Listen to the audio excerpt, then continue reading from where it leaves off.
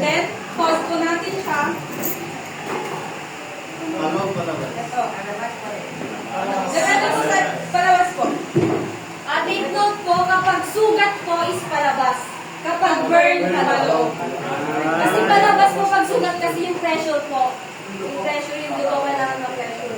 Palabas naman po, yung sa burn kasi hindi siya pwede may ikit na yung tela po sa, sa nasunog na kahit ilan, basta maka-fold siya ng 3 to 4 folds po. Basta nga siya po sa ulo. Hindi po sobrang maluwangin. Then, another step po is maglagay tayo ng dressing or yung pantapal po sa sugat.